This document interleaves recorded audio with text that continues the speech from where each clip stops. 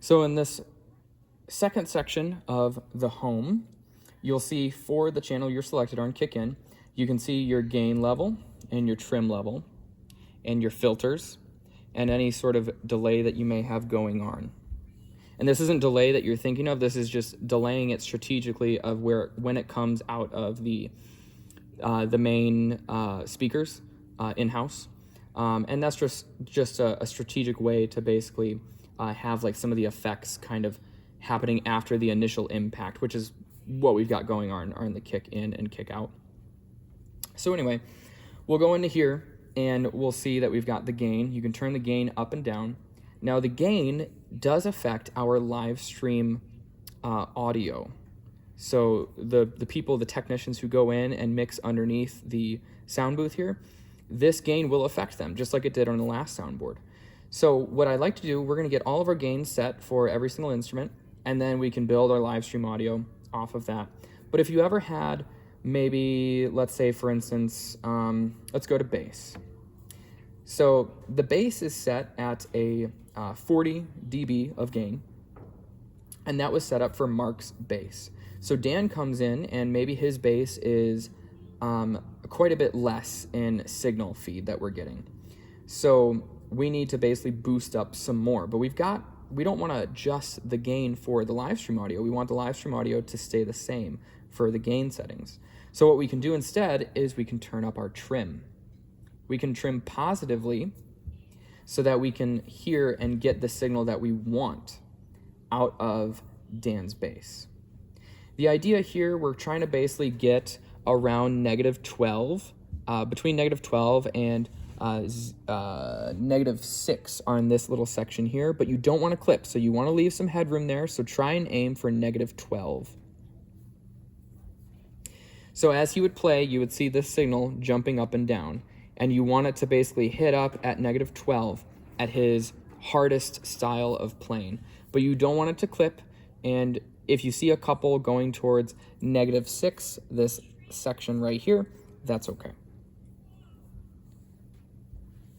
So moving on, we don't want to touch this section. This is a main and this is an alternate. So every channel has an alternate channel, but the alternate channels aren't for anything other than recording to the soundboard. So we want to make sure that stays on main. We don't want to touch that.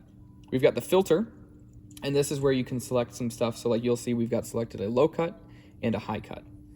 And so you can adjust that here, or you can, you'll also see that, but you can't adjust it in the EQ section. So let's go to the EQ section now.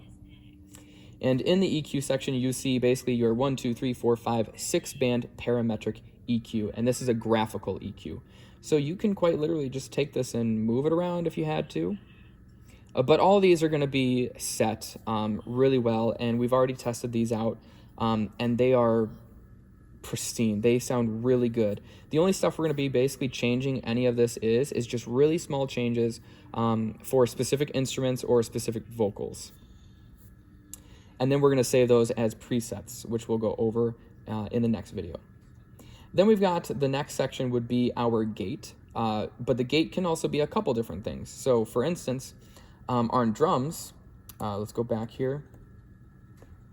This is the bass channel, so it's actually not a gate, it's actually a compressor. So they've got a compressor running out of here instead of the compression section for the bass. So let's go to the kick, and this is an actual gate that is set up.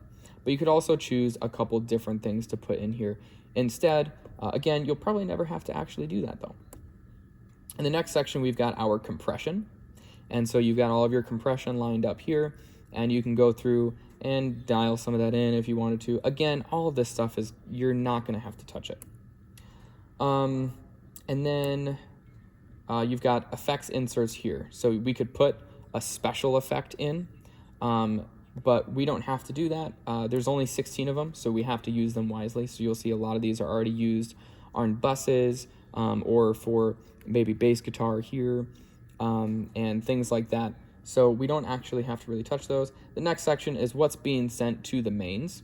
And so in here, we've got a couple different main sections. We've got the mains, the subs, the fills, and the live stream Mix 11. Mix 11 is just like how Mix 11 was on the old soundboard, which is why I named it that. So this is what we're going to be using for second service. When we do our mixing, it affects the mix 11.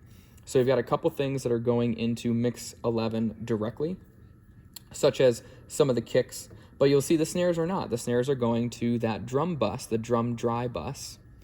It's a subgroup, again, if you remember that from the previous video. And so that drums dry bus is actually what is sent to mix 11. Then at the very end, we've got basically our couple different things. So these are all of our in-ear mixes. Actually, currently they're not, are they? Yes. Okay, so mix 1 has -10 dB, and you can see I'm selected right here at the very bottom. This little line will keep on moving. So if I needed to add some signal into mix 1, which would be my mix as the worship leader, then I could basically go in and adjust the send level here. Again, it's touch sensitive, but I could adjust the send level, drop it down, whatever. You'll really never have to do that. Also, that's how we can also adjust how much we send to the buses here. Scroll through them like that. Also, we've got matrices. So you'll see there's a couple of these. They're actually, nothing's being sent to them except for specific things. But these are the Reaper sections here, which are from the live stream audio for service. The technicians who actually mix are on the computer. This is actually those matrices, which we are sending out to our live stream ATEM device.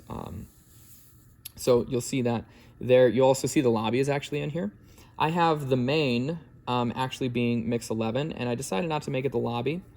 I decided to keep it as mix 11 there so that it's prioritized. Versus over here, we've got a matrix, which is the lobby. And the lobby is just actually a copied mix from our left-right mains in-house to the lobby. That way, it follows the same compression. It follows the same kind of settings there. So you would see that there. But anyway, let's go back to the bus page here. That's where you'll spend, if you go in here, that's where you'll actually spend your time if you have to, but you shouldn't have to.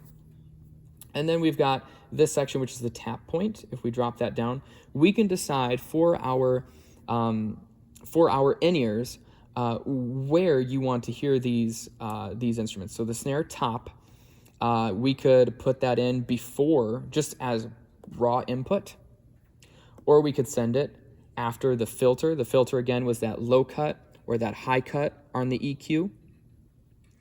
We could send it after the EQ. We could send it after the gate. We could send it after the compressor.